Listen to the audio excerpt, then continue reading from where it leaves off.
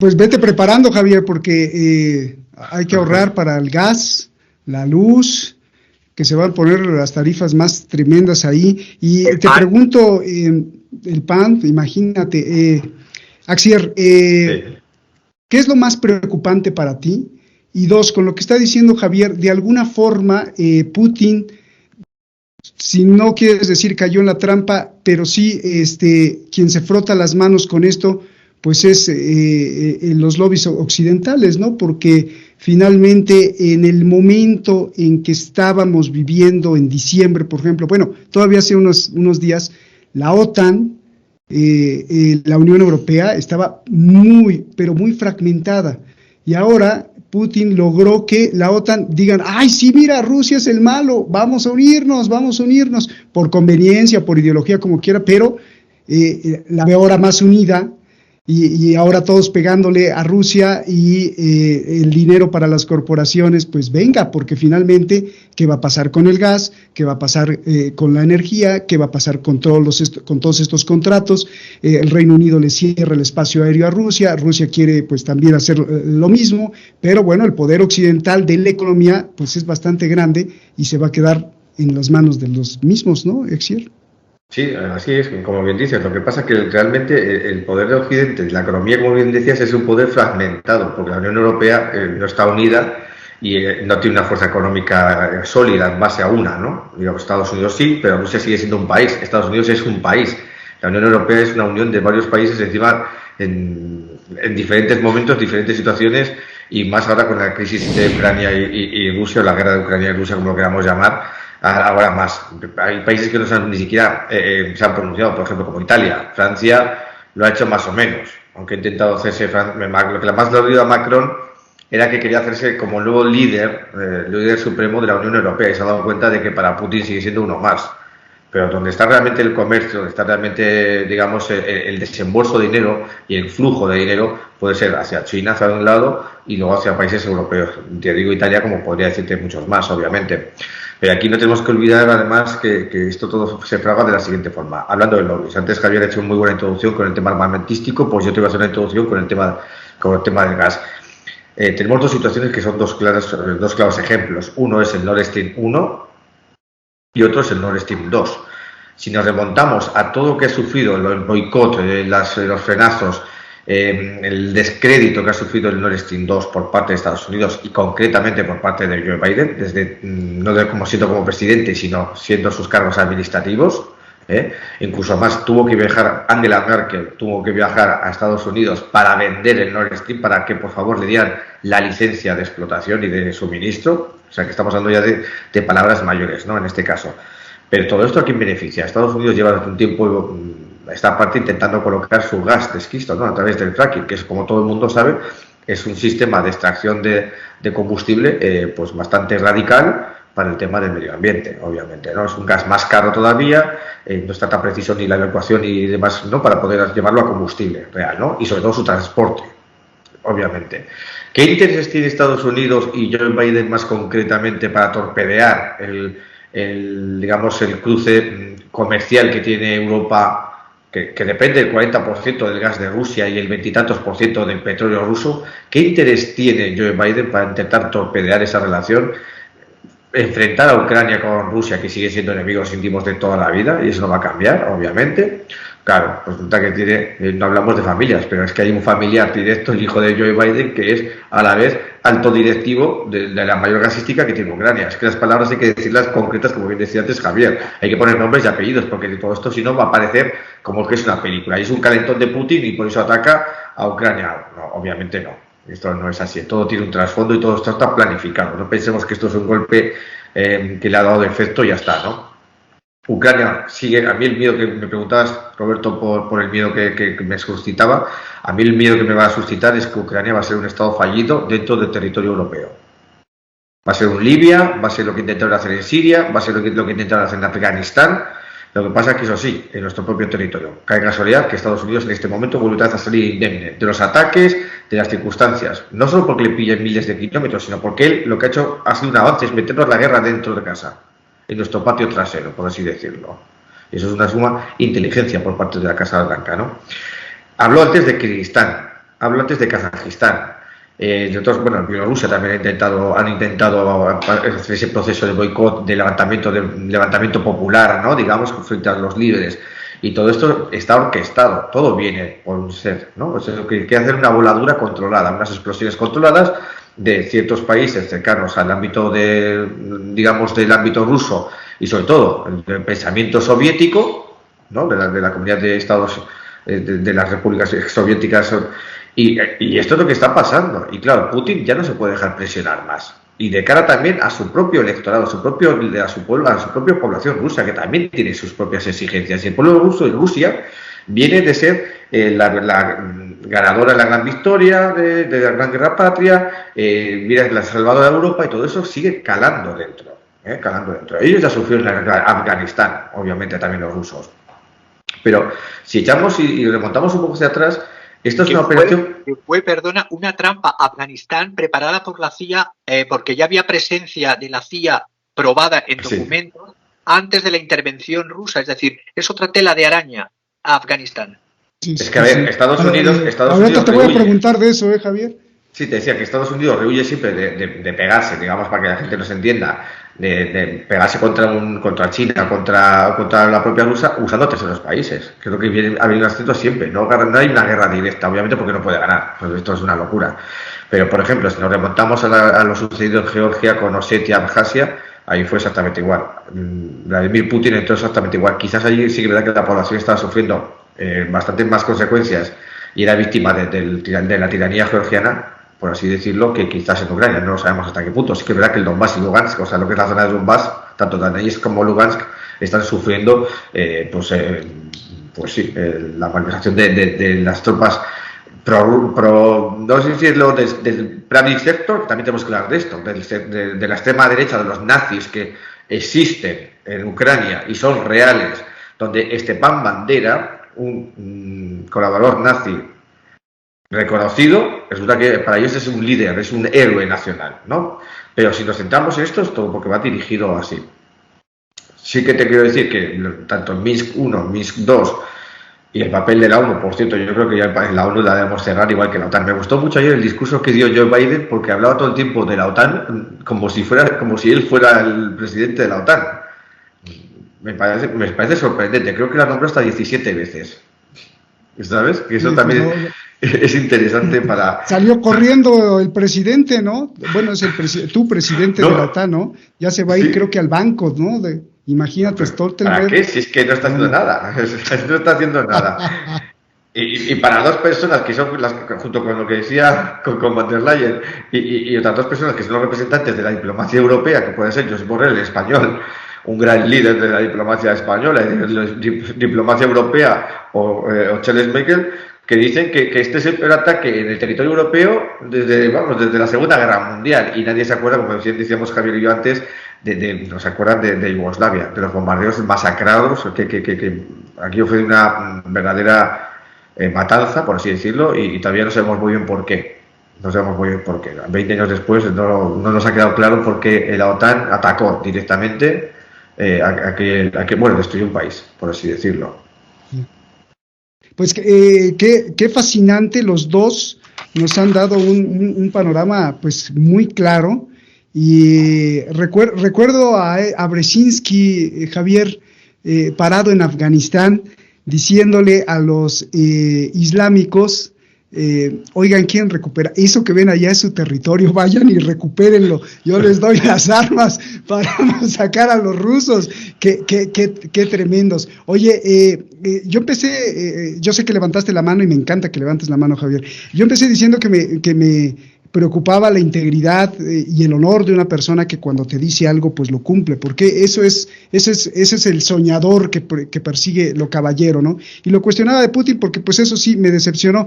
Ya lo de Biden y lo demás, pues estos son títeres de la hipocresía, y de verdad que me da lástima, no sé qué me digas tú, pero me da mucha tristeza ver a Antonio Guterres, el líder de la ONU, el secretario general de la ONU, llorando, y a Biden saliendo en televisión diciéndole al pueblo y al mundo, como si estuviera en una película de Hollywood, la va a pagar Putin. Óigame, por no decir una palabra, sí la voy a decir, óiganme cabrones, no se preocuparon por la matanza de los nazis ucranianos contra sus propios hermanos prorrusos, no dijeron nada de cómo la CIA alimenta a los nazis en Ucrania para que la matanza siga y el fuego siga eterno, y ahora salen con lágrimas a decir, ay Putin, por favor retira las tropas. Digo, bueno, es que por los dos lados es lamentable, y de esto tú sabes mucho, Javier, cómo la CIA alimenta y el MIT va a decir, bueno, el M16 también alimenta la muerte, por favor. Yo todas estas patochadas teatralizadas, si quiero ver una comedia, si me pongo en plan culto, me voy a Aristófanes, a una comedia, pero para ver estos horrores de patochadas, prefiero apago el televisor. Cuando estábamos comentando antes a Zbigniew Brzezinski, ese, por cierto, otro polaco, todo lo que es increíble el amor-odio que ha habido entre los eslavos occidentales y los eslavos orientales. Cuando este señor, y voy a decir una declaración que hizo el 21 de enero del 1998, se puede leer, no me lo invento, el Le Nouvel Observateur, y dice sobre los yihadistas de Al-Qaeda, recordemos que este señor, este honorable señor Brzezinski, es el creador de la Operación Ciclón, 3 de julio del año 79. 6 meses antes, para poner en contexto, 6 meses antes de la entrada del Ejército Rojo en Afganistán, ya estaban preparando la operación alimentando talibanes con 30.000 mercenarios armados, lo digo para poner en contexto de todo lo que son las intervenciones y luego las otras intervenciones, pero ¿cómo se preparan antes? 30.000 mercenarios armados, incluso con misiles Stinger en Afganistán, que querían para el señor Brzezinski que arrasasen el país, que difundieran el terror y rompieran con la modernidad, que derrocaran al gobierno marxista de Najibullah, que tendiesen una trampa a la URSS y que violasen y degollasen a miles de mujeres, decapitasen hombres y una huida de 18 millones de personas. Esta operación Ciclón, repito, en esta declaración de a la revista Le Nouvel Observateur dijo que no se arrepentía de nada. ¿Y qué es lo más importante para la historia del mundo?, decía Brzezinski, ¿el Talibán o el colapso del Imperio Soviético? Y respondía, yo creé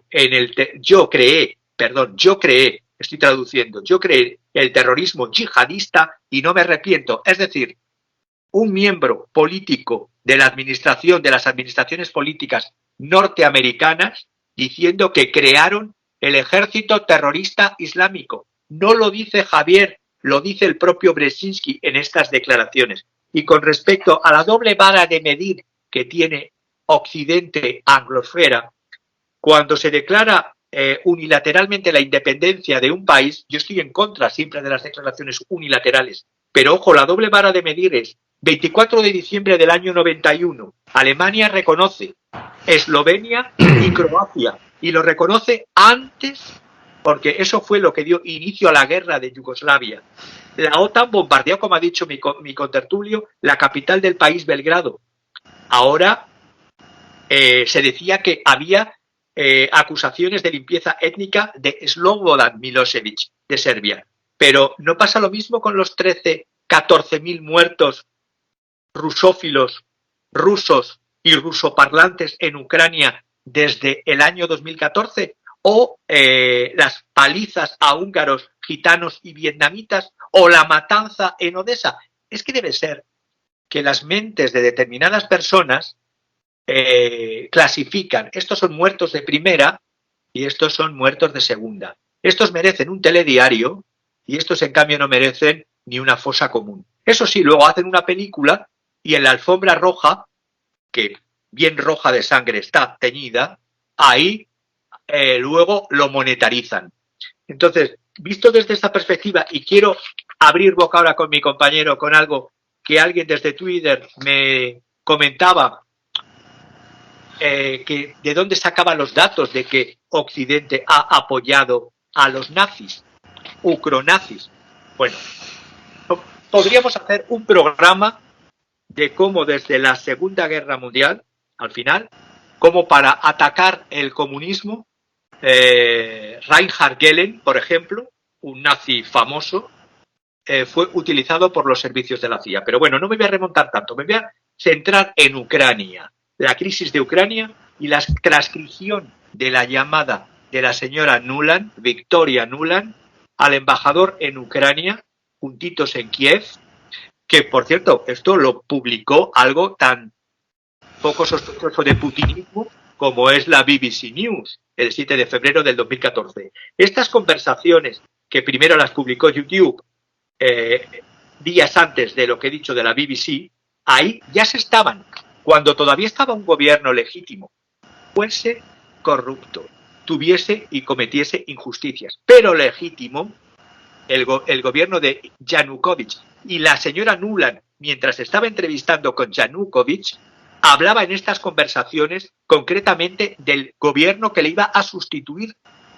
Ahí no hay injerencia, ahí no hay invasión. Cuando hablaba incluso coloquialmente de, bueno, es que al exboxeador Vitaly Klitschko es un electrón complicado. Estoy hablando de este Vitaly Klitschko, el alcalde de Kiev actual, que fue socio de los jefes de los crímenes, jefes del crimen de Kiev, muertos por tiroteos, Andrei Borok y Víctor Ribalko, asesinados a tiros en 2000 y 2005. Es decir, se puede ser boxeador, pero no estar ligado a la mafia y al crimen, porque de ahí a llegar a ser alcalde, bueno, lo mismo se llega a alcalde si pasas por esas vías.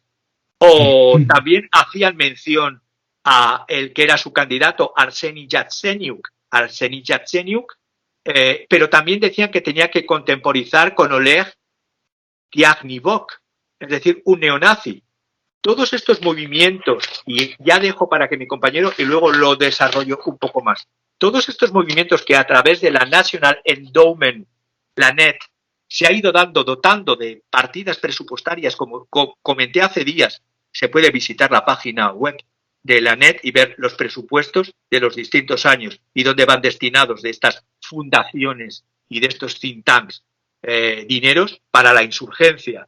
Pues bueno, todos los neonazis que ya estaban antes del 2013 creándose en Ucrania fueron alimentados con dotaciones de fundaciones de Occidente y luego, si queréis, detallo cada uno de estos grupos neonazis y ucrofascistas que están y que debe ser el ejemplo de democracia que se quería por parte de Occidente. Es decir, Rusia, en los telediarios últimamente ya no se le nombra presidente Putin, sino el autócrata, pero el ex clown, ex payaso de profesión, no le estoy faltando, de Zelensky, es el presidente Zelensky.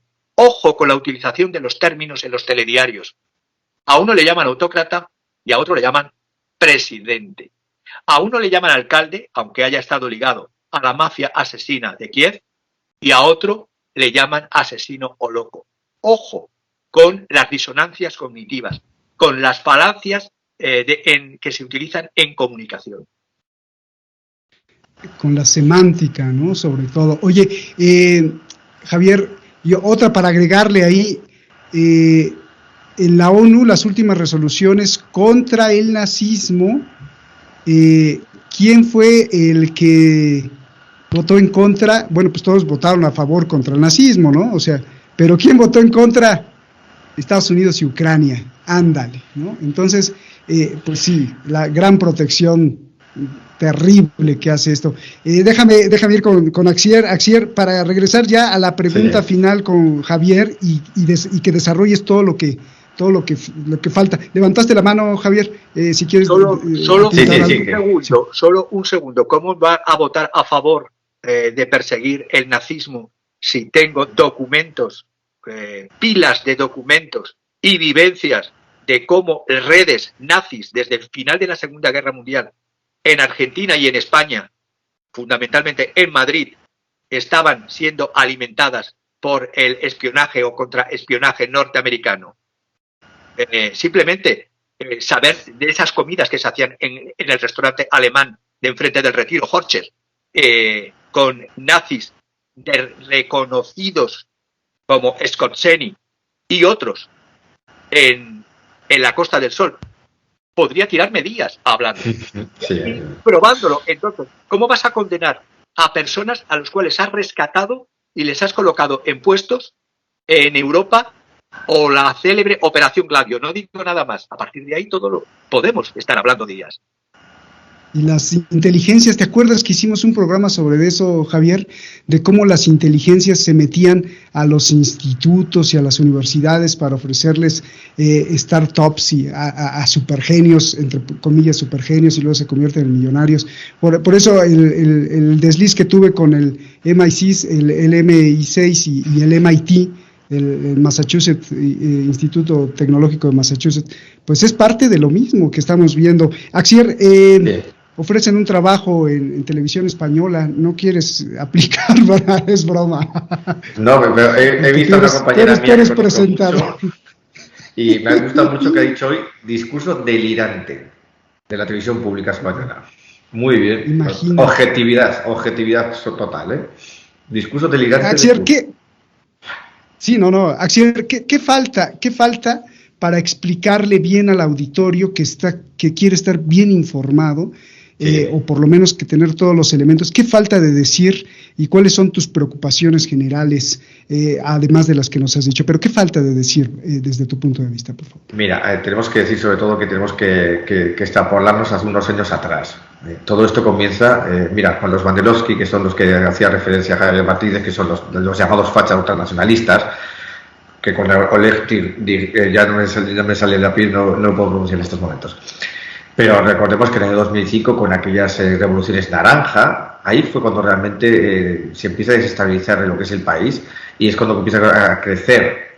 Primero fue con Svoboda, luego fue con Triumph, y ahora es con el Pravi Sector, que son el Pravi Sector, mismo lo dice, de extrema derecha, sector derecho. ¿No? Ahí fue cuando empezaron la entrada, y han estado siempre presentes en las continuas revoluciones. La del Maidán del 2014, que todos nos acordaremos, de aquella masacre que hubo con los francotiradores, los enfrentamientos entre ciudadanos ucranianos que nadie se había cuenta que estaban luchando y estaban luchando contra sí mismos, Yanukovych por un lado, toda esta gente Moshenko por el otro. O sea, digamos que para mí, por eso les estaba diciendo que es un estado fallido, pero desde hace años atrás, que digamos que ha habido 6 presidentes en los últimos años. ¿Y eso de quién es culpa? ¿De Rusia? ¿Es culpa de Estados Unidos? No, es culpa del propio país, que no ha conseguido tener una estabilidad.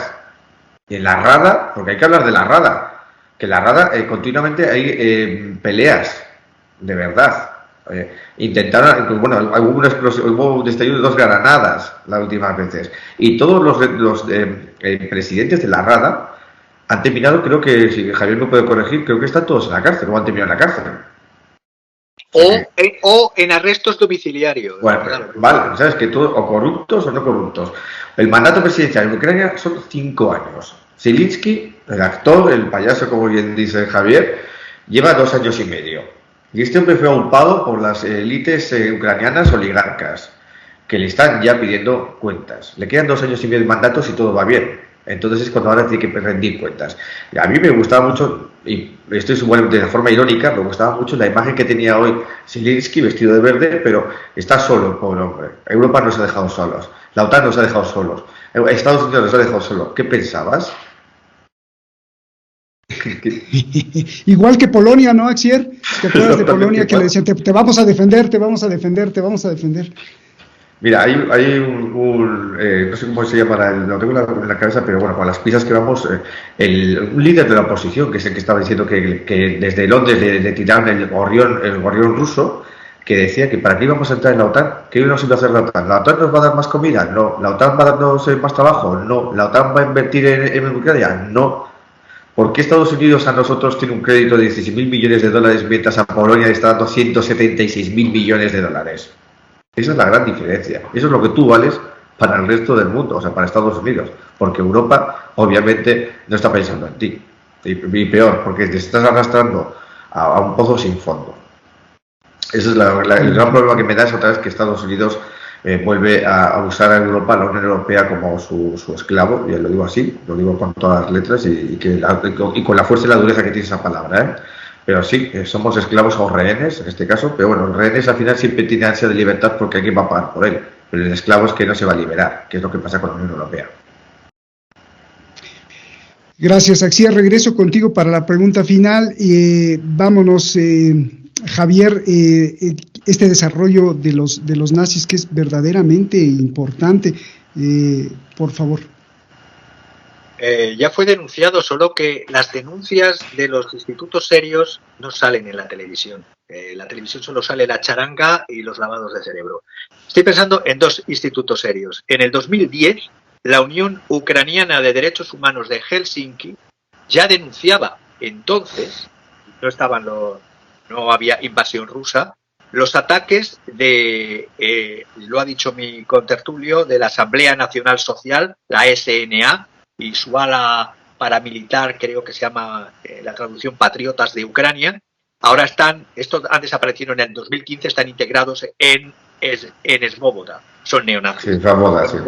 Estos iban contra los vietnamitas que estaban allí, contra los uzbecos, contra los rusos, contra los gitanos. Además, hay unos informes anuales que se pueden consultar de esta organización en Helsinki y ver que en el 2009, 2010 y siguientes, todas las violaciones como la que se hizo en el mercado de Basilik. Y otro instituto que le tengo muchísimo cariño, ligado a la Universidad de Derecho de Utrecht, en Países Bajos, es el Instituto de Derechos Humanos de los Países Bajos. En agosto del 2011 ya denunciaba todos estos ataques contra extranjeros y contra minorías de organizaciones, finamente dicho, de radicales de derecha, neonazis y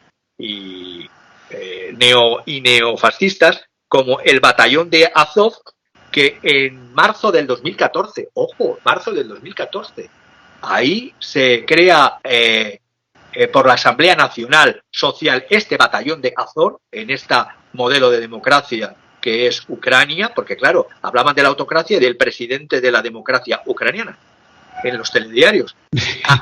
Hacen la captura y el secuestro del ministro de Defensa de la República Autónoma, entonces República Autónoma de Donetsk, Igor, no sé ruso bien,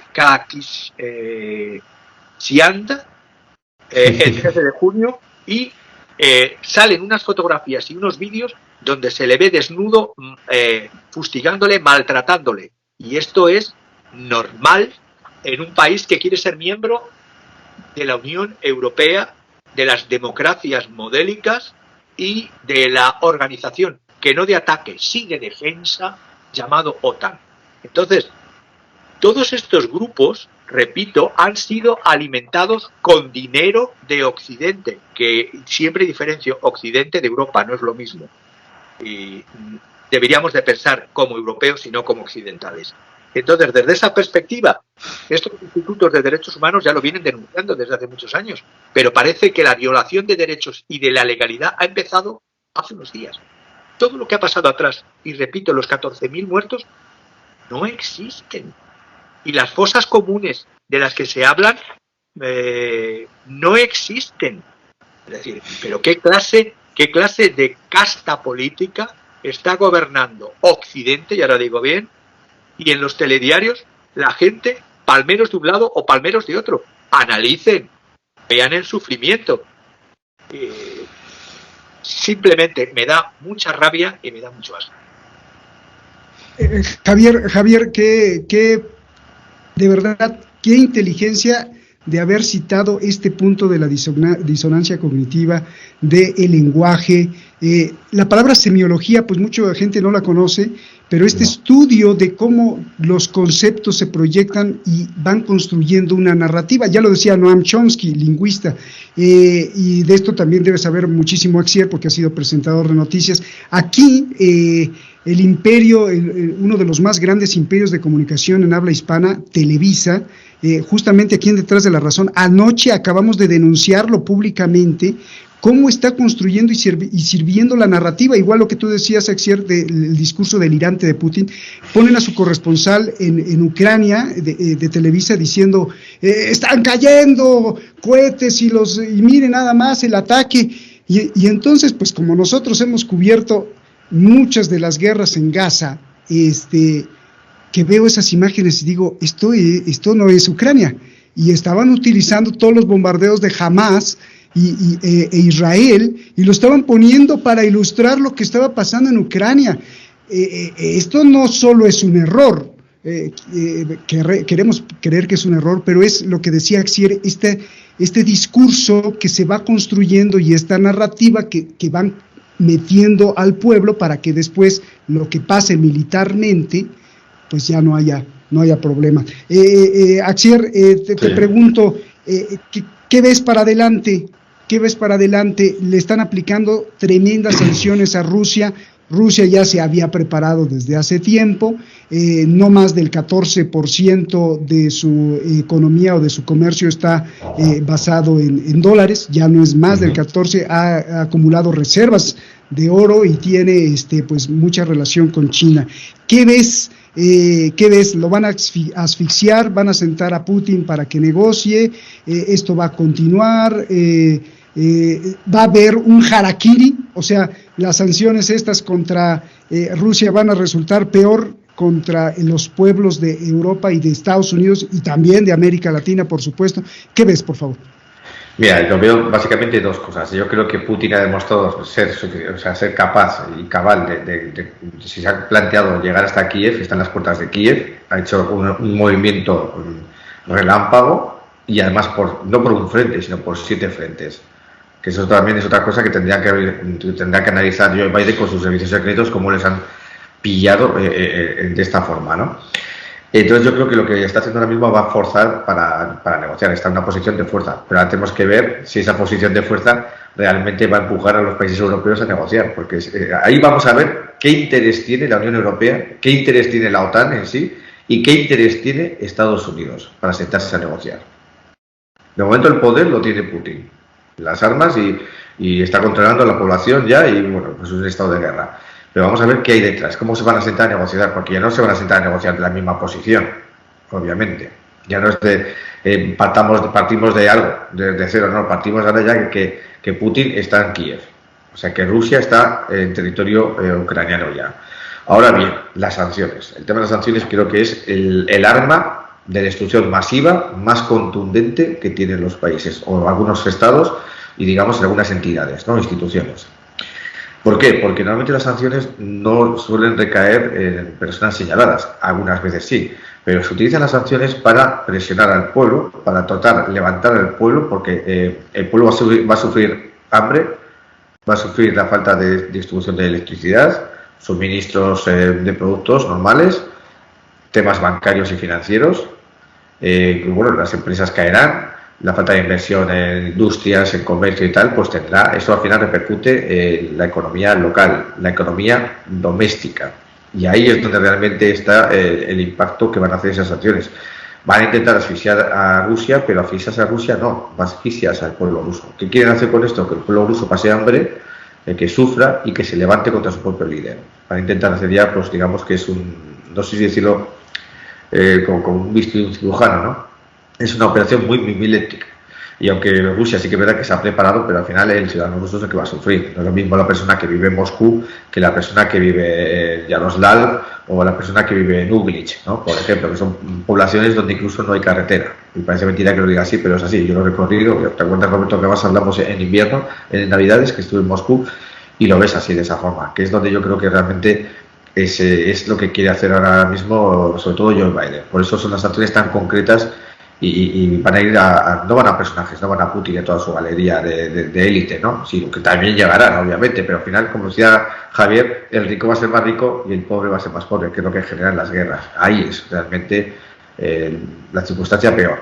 Si esto se alarga, si realmente este conflicto, esta operación especial, como lo llama Putin, se alarga, creo que al final le puede repercutir más negativamente hablando a Putin. Eso sí, Ucrania va a ser entonces dominio ruso, totalmente.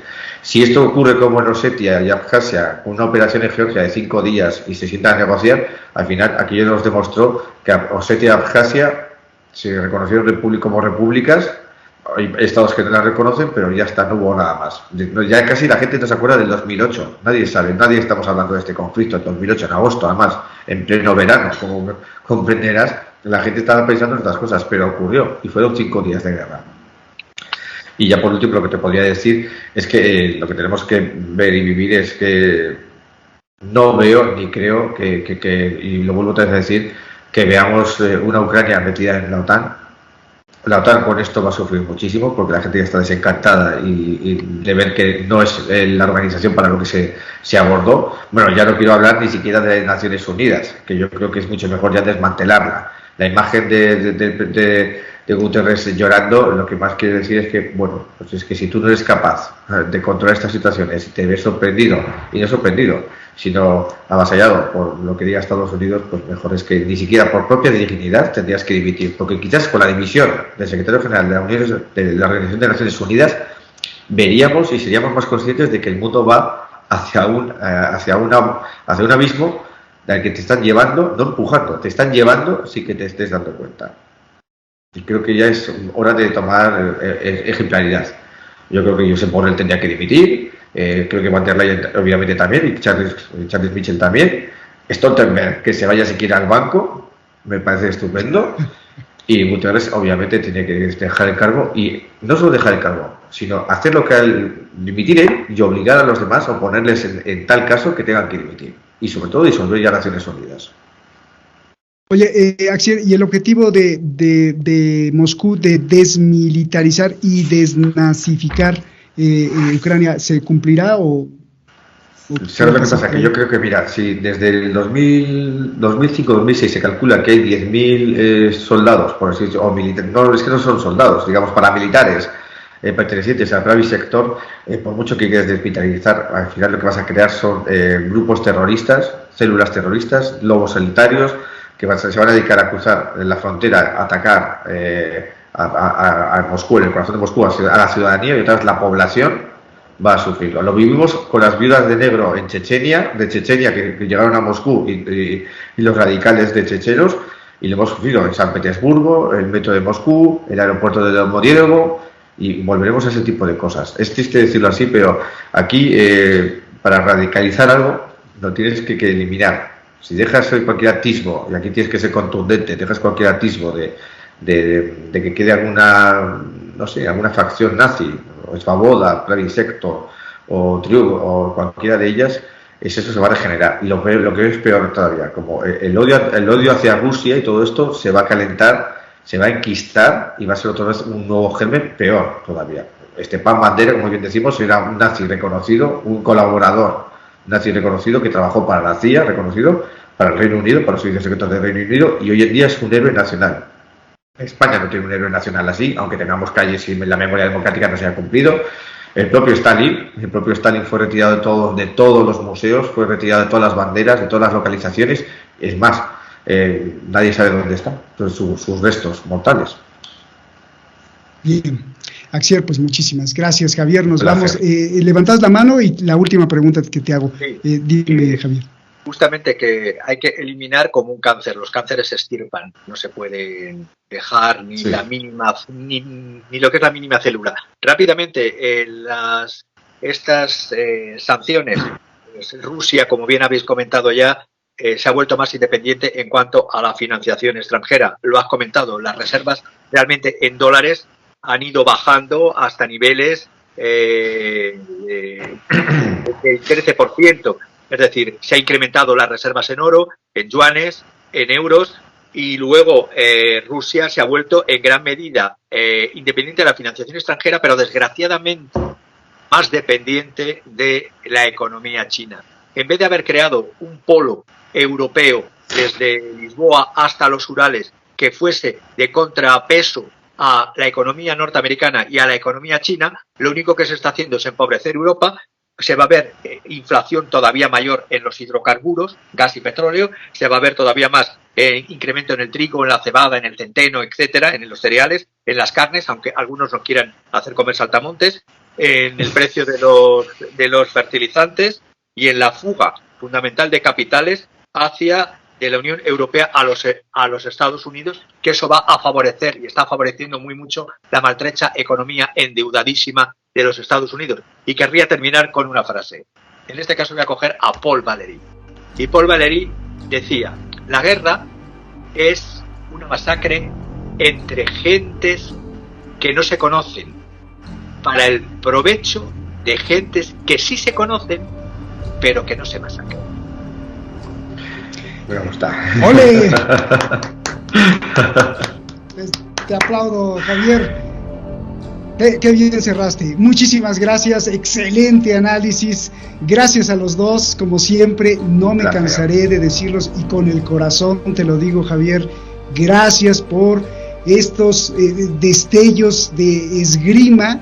Y me imagino las espadas del esgrima, pero espadas del conocimiento, de la sabiduría, que cuando se frotan, iluminan. Y esto es lo que hacen ustedes, caballeros. Caballero, gracias, hermano Javier, gracias, hermano Axier. Javier, sabes que te admiro muchísimo y que por eso siempre estamos aquí en la trinchera de la razón.